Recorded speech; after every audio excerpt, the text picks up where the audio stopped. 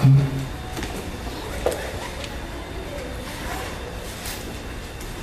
versículo 24.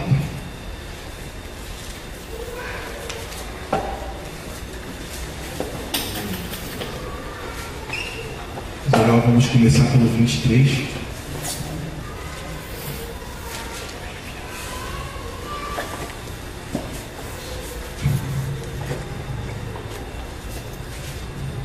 Hoje nós vamos falar do nosso coração. Quem tem coração aí? Todo mundo, né? Amém.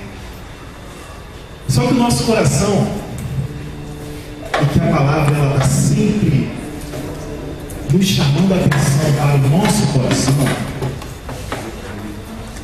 ele funciona em dois contextos, né?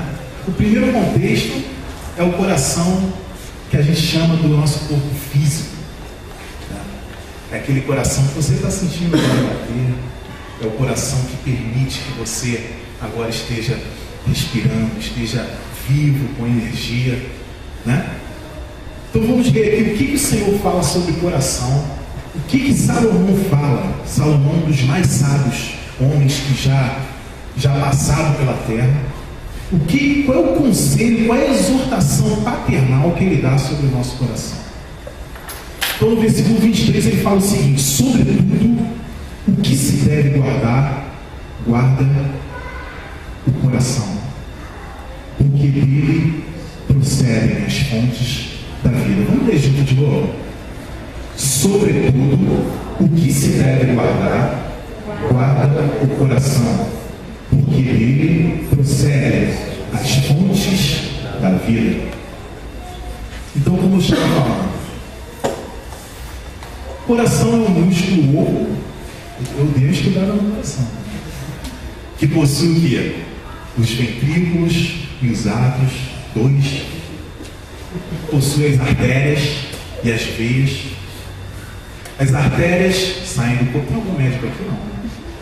Espero que quase.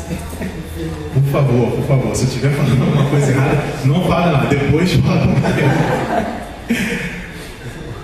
Temos as artérias. Qual é a função das artérias? As artérias levam o sangue arterial para todo o corpo e as veias conduzem o sangue, não necessariamente venoso, mas parte delas conduz o sangue venoso de volta para o coração. Esse é o nosso coração. E pela criação, pela maravilhosa criação, o coração ele trabalha em conjunto com os nossos pulmões. E ali ocorre um fenômeno sobrenatural, que é o que chamamos de hematose, que é o momento em que você respira o oxigênio e aí, por conta da hematose, o sangue venoso se torna em sangue arterial, ou seja, todo aquele gás carbônico que estava carregando aquele sangue escuro se torna novamente vermelho e ele sai e dá espaço ao oxigênio e as nossas células lá da unha, lá da pontinha do dedo do pé, sedenta para receber aquele nutriente, recebe por conta desse fenômeno da criação. Esse é o nosso coração físico, que tem uma ligação muito forte com o nosso coração espiritual, com a nossa alma. A palavra diz que o coração é o centro das emoções, é o centro da nossa alma, ou seja, ele é a porta de entrada das nossas almas, é o coração. Ali também estão todos os sentimentos armazenados. É dali que sai também, que você expressa o seu sentimento e ali você recebe. Fruto das informações do cotidiano, que afetam diretamente o seu coração, e fruto da sua própria mente, personalidade, que faz com que o seu coração faça com que você extravase aquilo que você pensa, aquilo que você sente. Essa é a segunda vertente do coração. Então, como Salomão lhe fala aqui, sobretudo, o que se deve guardar, guarda o coração, é porque o coração não se brinca. É porque o coração é muito importante. Se Salomão fala que você deve guardar o coração, é porque você pode perder. Concorda? se ele fala que você deve guardar sobre tudo, sobre todas as coisas, você deve guardar o seu coração, é porque é algo muito importante e você pode ser roubado. Então eu concluo aqui que Salomão está falando para a gente: amados, vocês correm perigo com seus corações. E ele complementa dizendo o seguinte: mas por que eu devo guardar o meu coração com tanta firmeza e com tanto cuidado? Porque dele procedem as fontes da vida. Vejam bem, amados, Salomão está dizendo que dele procede as fontes de vida. Dele procede as fontes da vida. Isso quer dizer o seguinte, amados, existe uma fonte no seu coração, mas não necessariamente de água limpa. Essa água pode se contaminar, essa água pode estar contaminada. Por isso você deve guardar. Eu fico pensando assim, o que passava pela mente de Salomão quando ele nos abençoou com essa palavra? Eu imagino que ele enxergava uma grande guerra espiritual. Uma grande guerra espiritual. E que nessa guerra espiritual ele estava inserido, nós estamos inseridos. E aí me faz lembrar de um grande estrategista militar que nascido antes de Cristo, no ano de 544 a.C. O nome dele é Sun Tzu. Creio que alguns aqui conhecem. Uma das obras mais famosas de Sun Tzu se chama A Arte da Guerra. Até hoje, livro de cabeceira dos grandes generais. E nesse livro ele fala algo que é muito importante. Já que nós estamos numa batalha, ele fala o seguinte: se você se conhece e conhece o seu inimigo, não temerás o resultado de 100 batalhas. Mas agora, se você se conhece, mas não conhece o seu inimigo, para cada vitória você terá uma derrota. E por fim, se você não se conhece e você não conhece o teu inimigo, perderá todas as batalhas. Mas Alex, o que você está querendo dizer com isso? Bom, como nós estamos inseridos numa guerra espiritual e nós temos que guardar o nosso quartel-general, podemos dizer assim, porque se o coração é algo que mexe com o nosso corpo, com a nossa mente, com a nossa vida, dele parte a fonte da vida, bom, ele é o meu quartel-general. Uma coisa é quando você está na batalha e você está guerreando fora da tua casa. Se você perder a batalha, se ocorrer algum imprevisto, o que você faz? Você volta para a segurança do seu quartel-general, você volta para casa. Agora eu te pergunto, como você perde a batalha dentro da tua casa? Você vai para onde? Você faz o quê? Aí está o motivo pelo qual você deve guardar o seu coração. E para que você guarde o seu coração, você tem que saber quem é que está combatendo com ele. Você tem que ter a total noção de quais são os seus inimigos. A palavra diz que do coração procedem os maus pensamentos. Ou seja, para piorar, o teu coração, digo, como um homem natural, ele tende para o mal. Ou seja, quero dizer que você já saiu na desvantagem. Você que quer ser santo, você que quer buscar o Senhor, você que quer ter uma intimidade com Deus, amado, você já está na desvantagem. Porque o teu coração só passa coisa ruim. Sabe quais são? Nesse mesmo versículo, Mateus ele fala: procedem os maus pensamentos. Quais são os maus pensamentos? O adultério, a prostituição, o falso testemunho e assim por diante. São pecados que excedem ou extrapolam os limites da salvação. Ou seja, o homem natural, ele vai seguir o quê? O seu coração. O que está no seu coração é tudo que ele tem. É a casa dele. E o homem natural, ele vai então trilhar por esses caminhos, por essas fontes de água contaminada.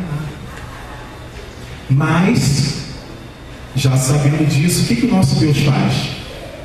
Já sabendo disso, ele fala o seguinte: meu amado, Quando você recebe a verdade, quando você recebe a palavra, você se torna o quê? Uma nova criatura. E o Senhor nos dá um coração o quê? Um coração novo. Um coração restaurado. E esse coração, essa transformação, que eu poderia dizer aqui agora, que a hematose espiritual, é quando Jesus vem, aquele mesmo fenômeno milagroso que acontece nos nossos pulmões, acontece na nossa vida espiritual.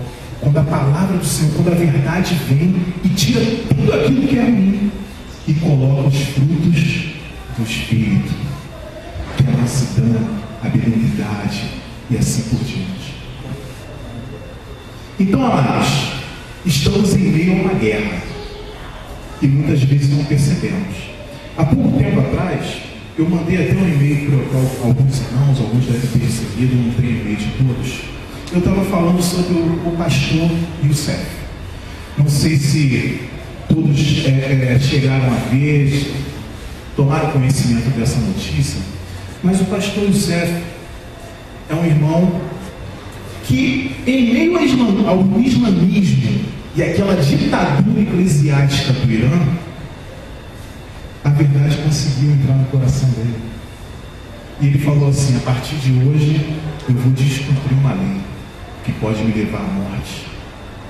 A partir de hoje eu não sou mais da religião islâmica, agora eu sou cristão. E aí o que aconteceu com o pastor Youssef? Desde os 19 anos ele se converteu, ele é pai de 2 filhos, e aí seguia com a sua igreja no subterrâneo do Irã, pregando a palavra e vivendo a verdade de Cristo. Só que isso é crime no Irã. E ele foi preso, está preso desde 2009 e foi condenado à morte. Aí a gente pensa assim: poxa, realmente é uma batalha. Mas só que essa batalha, a perseguição, para mim não foi o foco dessa história toda. Para mim o foco foi isso que a gente está falando. Foi o coração que ele guardou. Ele, condenado à forca, ele teve 3 oportunidades diante do juiz.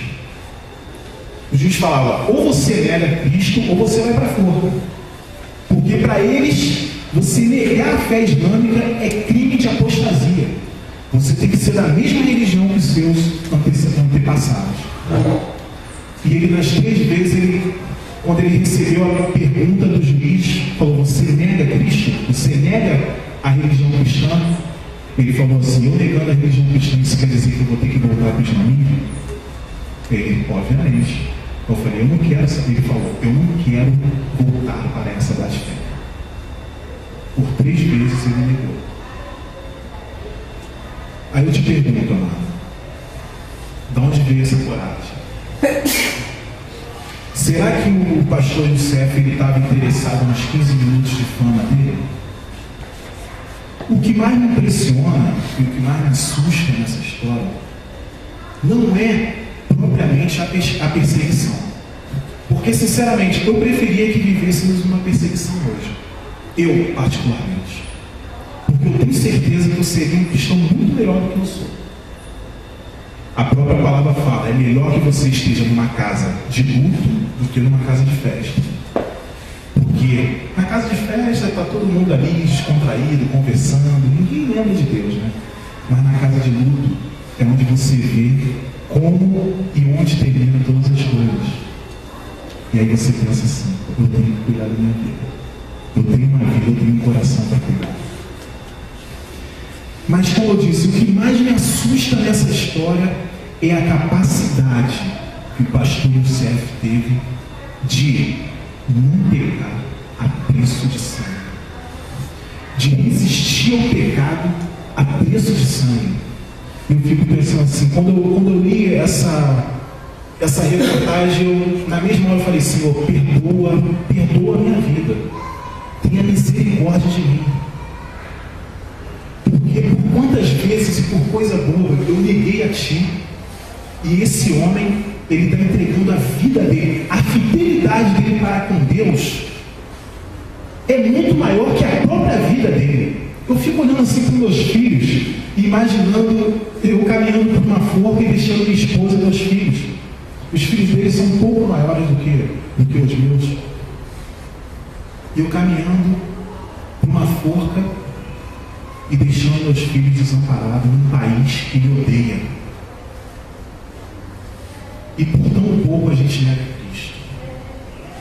A gente nega Cristo por nada. Simplesmente por não querer fazer aquilo que devemos fazer. E eu entendo que é necessário que essas coisas ocorram para que nós, povo de Deus, possamos reavaliar essa questão de ser fiel, de estar em Cristo, de resistir ao pecado ao preço do próprio sangue. E amado, eu te digo uma coisa, com toda convicção: se o teu coração não estivesse puro e no Senhor, você não faria o que o servo fez. Que não foi um ato de heroísmo, foi um ato de obediência. Porque o que nos diz a palavra? Se você ama mais o quê? A seus filhos, a seu pai, a sua mãe, a sua própria vida, do que a quem? A mim, disse Jesus, você não é digno de mim. Você não é digno. E ali o pastor José colocou a fidelidade dele acima da sua própria vida, acima da sua própria família. Eu vi ali Abraão levando ali o seu filho para sacrificar. Talvez o sentimento fosse parecido. Só que quem seria sacrificado era o próprio pastor. Então, isso tudo começa... Eu começo a meditar e pensar, eu fico me perguntando, como é que está o meu coração? E na carta desse pastor, esse pastor escreveu uma carta maravilhosa. E uma coisa que me chamou a atenção na carta, que ele fala assim, ore para aqueles que não conhecem o Senhor. Porque se o justo, se já é difícil para o justo herdar o reino do céu, quanto mais para os pecadores. Quanto mais para aqueles que não adoram o Espírito em verdade. E eu estive falando na última reunião que eu estive aqui, o que seria adorar em Espírito em verdade. Às vezes nós até adoramos em Espírito, mas não adoramos em verdade. Às vezes adoramos em verdade, mas não adoramos em Espírito.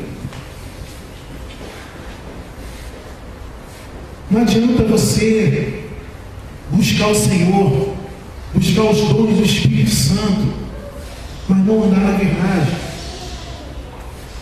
Não adianta você só andar na verdade, mas não buscar o Espírito. Você tem que adorar em Espírito e em verdade. E para que você tenha capacidade de fazer isso, você tem que ter um coração guardado, amor. É a lei da física, mas eu acho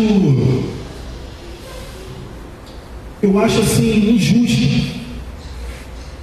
Pense você com um balde de água mineral. Aí você pega ali e coloca uma gotinha de água da fossa. O que acontece com essa água? Ela continua potável? Só uma gotinha. Só uma gotinha, cara. Continua. A gente pode beber essa água. Aí vamos reverter a situação. Você tem uma água, um balde de água de fossa. Você coloca uma gotinha de água cristalina. Essa água se torna boa. Por que as coisas são assim, né? Até a física, ela é contra a gente, assim é o nosso coração. Se o teu coração, ele, por mais que você tente purificar, mas se você permite que uma coisa contamine o teu coração, uma pequena coisa, ele está todo contaminado. E a palavra do Senhor, o que fala sobre isso? O que contamina o homem não é o que entra pela boca, mas o que sai. E o que sai da sua boca é o que? É o que o teu coração está cheio. Veja bem, amados, todo um processo. O seu coração está cheio, por isso você fala o que está no seu coração. E o que você fala, aquilo volta para você. Se for bênção, vai ser mais bênção no teu coração. Se for algo que contamina, vai contaminar cada vez mais. Ou seja, você está contaminando, você está desguarnecendo a sua casa, o seu quartel-general. Está conseguindo ver a importância de guardar o nosso coração? Amados, guarda o teu coração. E eu vou te dizer, no mundo que vivemos hoje, não é fácil. Isso não é uma tarefa nem um pouco fácil. Hoje você está mergulhado num mundo de sensações e de emoções. Você liga a televisão, é um lixo espiritual, um lixo emocional que é despejado dentro de você todos os dias. Hoje você tem vários compromissos. Hoje você acorda cedo, já está atrasado para o trabalho, chega do trabalho, aí já tem algo do trabalho para terminar, e aí quando termina as coisas do trabalho, você vai jantar, aí depois da janta você tem que entrar no Orkut, depois do Orkut você tem que entrar no Facebook, e assim você vai preenchendo o teu tempo, e quando você vê, você não tem como proteger o teu coração, porque você está mergulhado no mundo de emoções, no mundo de informações, e você não tem tempo para purificar e guardar o seu coração, que é através da palavra. Às vezes a gente vai orar ou vai ler a palavra, às vezes uma vez por semana, às vezes nem uma vez, às vezes só aqui. E a gente está inserido numa batalha espiritual. E durante muitos anos, eu tive uma dificuldade muito grande de entender isso. Eu tive uma dificuldade muito grande de como batalhar, como entrar nessa batalha. Eu me converti com 16 anos, 15 para 16 anos, ainda entrando para a adolescência. E logo nesse período eu entrei para uma escola militar, e ali eu passava a semana inteira dentro de uma escola militar, e todo dia tendo que responder às diversas perguntas dos amigos.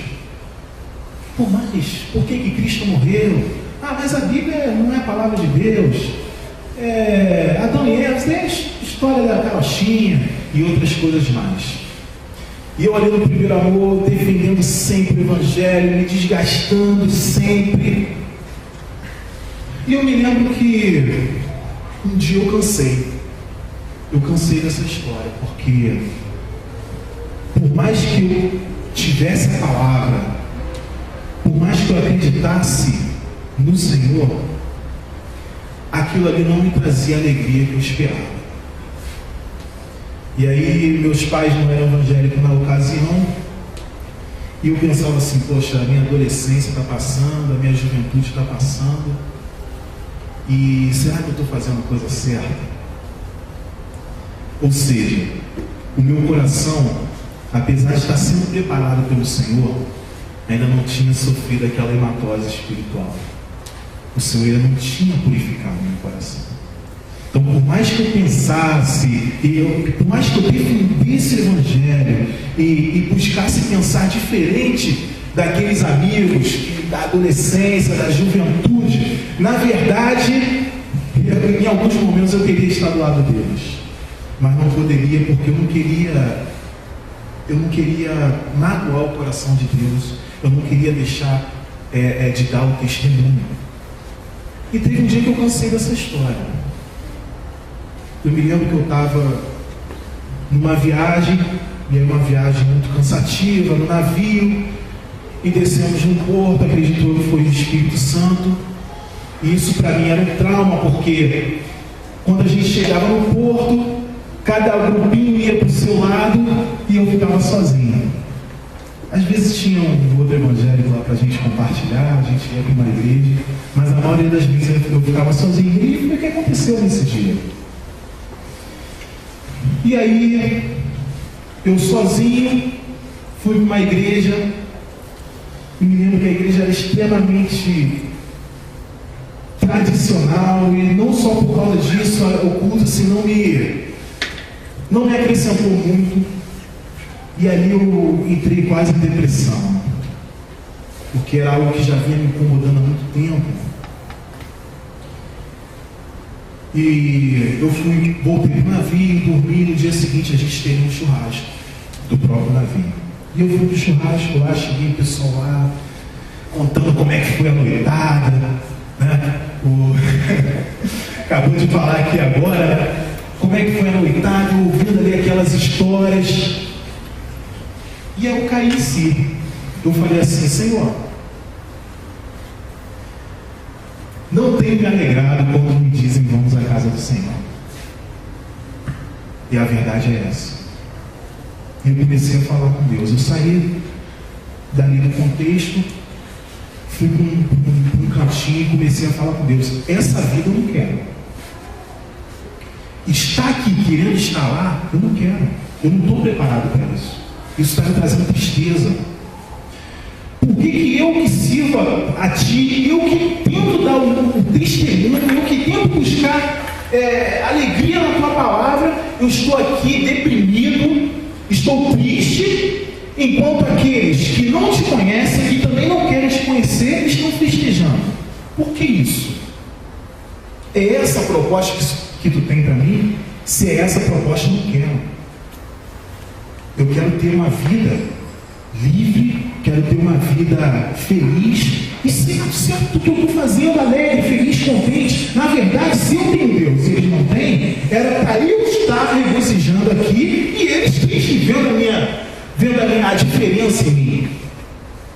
Mas está acontecendo ao contrário. E a palavra diz que quando você busca Deus de todo o coração, e foram poucas as vezes que eu consegui fazer isso, com todo o coração, com toda a tua verdade, Ele jamais vai te deixar desamparado. Ele fala assim: buscai e acharei quando me buscarem de quê? De todo o vosso, olha o coração de novo, né? De todo o vosso coração. E aí eu estava de todo o coração. Eu estava decidido, eu estava numa encruzilhada. Ou chutava o balde, ou continuava com a minha vida espiritual. E eu me lembro que, meu pai, minha mãe não era evangélica, meu pai preocupado comigo. Filho, você tem certeza mesmo que hoje, domingo, você não quer sair com seus amigos? Não, pai, eu tenho compromisso na igreja. Olha só, esse tempo não volta mais. Teus colegas estão te chamando aí para você sair, para você ir lá pro baile. Chefe, aí pai, eu tenho um compromisso na igreja, na época eu tocava na igreja, eu vou honrar esse meu compromisso. E sendo sincero, por muitas vezes eu honrava o compromisso, não por causa de Cristo, mas por causa dos meus amigos que me esperavam lá, que confiavam em mim e que precisavam de alguém tocando ali o violão. Só que nesse momento eu tinha que decidir a minha vida. Eu falei: o dia vai ser hoje. Eu não quero mais viver isso. E foi a primeira vez que o Espírito Santo falou comigo assim, claramente. Não tive a menor dúvida. O Espírito Santo, ele fala com você pela palavra, como já falou comigo claramente também pela palavra, mas ele também fala no teu coração, que se reflete no teu pensamento. E no momento que eu estava ali amargurado, murmurando, o Espírito Santo chegou para mim e falou assim: meu filho. Eu falei: opa, tem alguma coisa diferente hoje. Se o pecado não fosse prazeroso, ninguém morreria por ele. Ninguém entregaria a sua alma por ele. Ninguém entregaria o seu coração por ele. Mas eu quero te dizer uma coisa: o melhor de tudo ainda está por vir. E essa frase ficou no meu pensamento o tempo todo: o melhor de tudo ainda está por vir. E aí a emoção veio e eu ali tentando conter as lágrimas. Eu falei: como é que eu vou explicar para os meus amigos que eu estou chorando aqui? E aquela palavra vinha no meu coração e na minha mente, bradando: o melhor está por vir, o melhor está por vir, o melhor está por vir. E aí nesse momento eu senti no coração de pegar meu celular que estava no silencioso, dentro da minha pochete, dentro da minha bolsa. Não sei por que eu peguei aquele celular, mas quando eu peguei nele, ele estava tocando. E aí era a minha então noiva, Ana Maria, ligando assim para mim. falando assim: amor, eu senti o desejo de falar com você agora. Deus pediu para que eu ligasse para você agora. Eu estou atrasada para ir para a igreja, mas eu quero te dizer que eu te amo muito e Jesus te ama demais. Aquilo ali para mim foi o ápice. E aí sim eu pude perceber que a partir daquele momento Deus tinha purificado meu coração. E eu falei: Senhor, me perdoa, mas agora sim, de todo o meu coração, eu sei que vale a pena te servir. E desde aquele dia, acabaram essas batalhas? Não. Apenas começaram. Mas começaram com uma nova certeza, com uma nova disposição, com uma nova energia, com uma nova vontade. O melhor está por vir. Amados, o melhor está por vir. Guarda o teu coração. Guarda o teu coração, que o melhor está por vir. Não permita que qualquer informação alcance o teu coração. Não permita que qualquer pessoa alcance o teu coração. Existem pessoas que são usadas pelo diabo, não para te prejudicar, mas para tomar o teu coração, para roubar o teu coração. E vou te dizer, o problema, amado, não é o pecado. O problema em si não é a prática do pecado. Por quê? Quantas vezes Jesus perdoou o teu pecado? Diz para mim. Teus pecados estão perdoados? Teus pecados estão perdoados? Quantas vezes se deve perdoar o pecado? 5, 6, 7? Não, quantas vezes? 70 vezes? O problema não está no perdão. O problema está onde? No coração. Porque a partir do momento que você não tem o teu coração guardado, e você vive praticando pecados esses que excedem o limite da salvação, sabe como é o problema de tudo? O pecado ele amarra. O pecado ele endurece o teu coração. Jesus ele está sempre pronto para perdoar, mas nem sempre você estará pronto para se arrepender. Por isso que Salomão está falando, meu amigo, de tudo que se deve guardar, guarda o teu coração, porque se você perder o teu coração, você não terá mais a capacidade de se arrepender. Você vai pecar, não vai se arrepender, você não vai produzir frutos dignos de arrependimento. E por isso Jesus não poderá te perdoar. Porque Ele só pode perdoar um coração que está o quê? Quebrantado, arrependido. Você tem um quartel-general dentro de você. Eu digo para os adolescentes, principalmente, digo para os jovens e para os adultos. Você pode perder tudo na tua vida, meu amado. Você pode perder casa, você pode perder esposa, você pode perder marido, você pode perder pai, você pode perder mãe, você pode perder tudo. Mas não perca o seu coração. Porque o dia que você perder o teu coração, você não poderá compartilhar do melhor que está por vir. Quem recebe essa palavra? Amém? E logo depois, Salomão no versículo 24, ele vem falando: desvia de ti a falsidade da boca, afasta de ti a perversidade dos lábios. Lembra que eu te falei logo no início? Quem que nós devemos conhecer para que a gente esteja protegendo o nosso coração? Para que a gente possa realmente guardar a palavra no nosso coração. Nós temos de conhecer o que? Os nossos inimigos. Eu posso levantar aqui 2 inimigos principais do seu coração. Um deles é você mesmo. E por isso que Salomão está dizendo aqui, ó, desvia a falsidade do que? Da boca. Boca de quem? Minha, né? Boca minha. E desvia e afasta de ti a perversidade de quem? Dos lábios. Dos nossos lábios. Lembra lá? A boca fala do que? O coração está cheio. O que contamina o homem é o que? É o que sai, não o que entra. Jesus falou isso numa ocasião.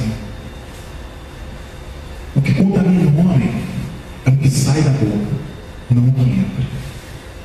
E isso é um processo, como eu falei para você. Quanto mais você fala, quanto mais você jorra fontes da vida, que quem vai dizer que vida é essa é você, se é uma vida de bênção ou de maldição, quanto mais você jorra água dessa fonte do teu coração, se ela for boa, mais purificado você fica. Agora, se ela for contaminada, mais contaminada você fica.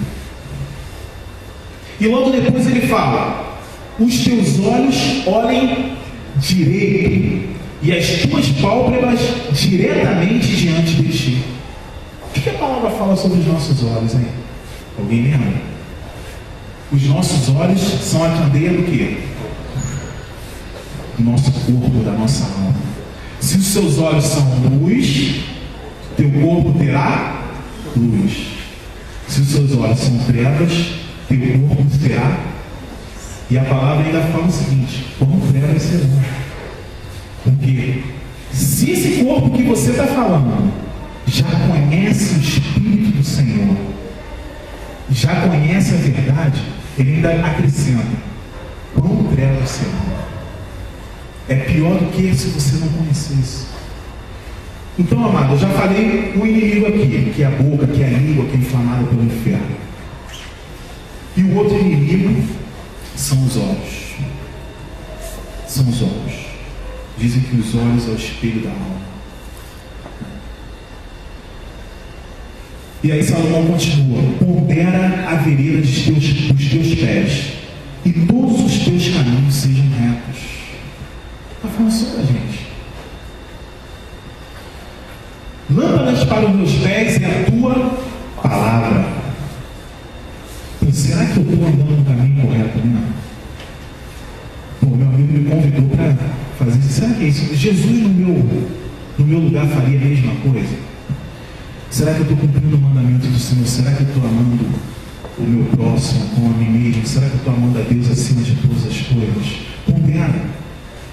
Pondera os teus passos. Pondera os teus caminhos.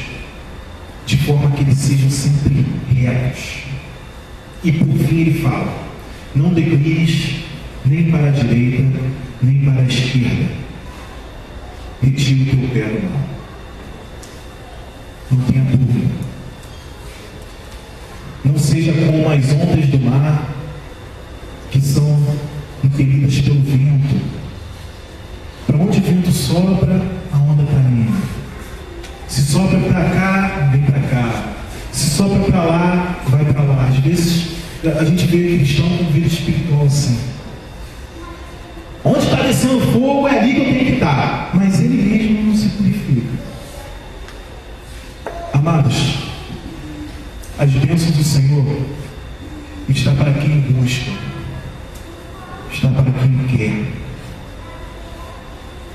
A herança do Senhor está para quem quer tomar posse. Então, que o teu caminho ele não seja desviado nem para a direita nem para a esquerda, mas tenha como centro Jesus.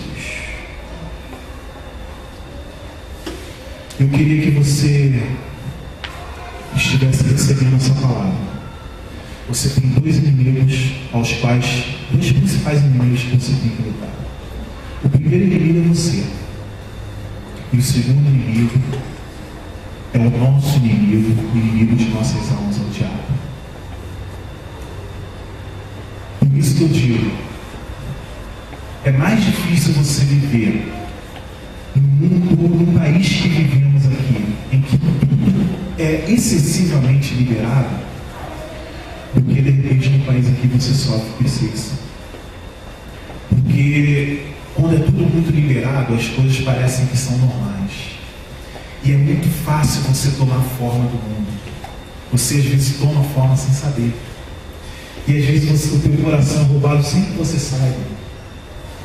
Eu me lembro, eu estava na Colômbia quando ocorreu a invasão das favelas lá do Rio de Janeiro, uma realidade bem próxima, porque era onde eu morava, eu conhecia o local, e a gente via pela televisão os helicópteros filmando, aquela quantidade toda correndo, e a polícia atrás, aquele tiroteio, e o que vinha na minha mente? Vocês não, tenho certeza que ninguém pensou nisso. Mas o que vinha na minha mente? Caramba, os caras estão no helicóptero ali. Os caras estão correndo ali, cara. Abre fogo, pô. Eu tenho certeza que eu e a torcida do Flamengo toda estava pensando do Corinthians também. Estava pensando a mesma coisa. Eu me lembro que o Neil falou disso também. E eu pensei assim, eu estou perdendo meu coração. O momento era estar orando por aquelas pessoas que estão caminhando, fugindo, não somente da polícia, mas fugindo de Deus e caminhando para o inferno. Eu estou pedindo aqui para que essas pessoas sejam eliminadas. E o que é isso? É o mundo que a gente vive. É o coração que está exposto a todo esse lixo que a gente recebe. Cada toneladas de lixo. Acontece uma coisa lá no Iraque. Eu preciso saber aqui. Se é tragédia, eu preciso saber. E aí o teu coração vai sendo amargurado, vai sendo bombardeado. Os teus sentimentos vão sendo bombardeados. Quando você vê, você está perdendo o teu coração. Você está indo de encontro ao Evangelho. O que Jesus pensaria numa situação dessa? Jesus pediria para matar ou para orar por aqueles homens? Nós somos cristãos. Aí você vê um homem que abusou de uma criancinha, mata, prende, faz. Não, prender até que tem que prender, mas pô, não, tem que fazer alguma coisa com esse cara, tem que matar, tem mais do que morrer. Mas porque a gente está vivendo com o nosso coração exposto. E eu decidi dar baixa nisso já há muito tempo, e é uma batalha. E você, por acaso, ainda não entrou nessa batalha e gostaria de entrar, eu estou te convidando. De tudo que você tem que guardar na sua vida, guarda o teu coração. Não perca o teu coração por trauma nenhum. Não perca o teu coração por qualquer coisa que um dia te fizeram. Não perca o teu coração por bens materiais. Não perca o teu coração por nada nesse mundo. Porque você não pode ter, pode ser que não tenha mais tempo de ir à vida. Pode ser que você não tenha mais um jeito de trazer de volta o teu coração. Amém, irmãos? Vamos ficar de pé? Queria convidar aqui o Marquinhos.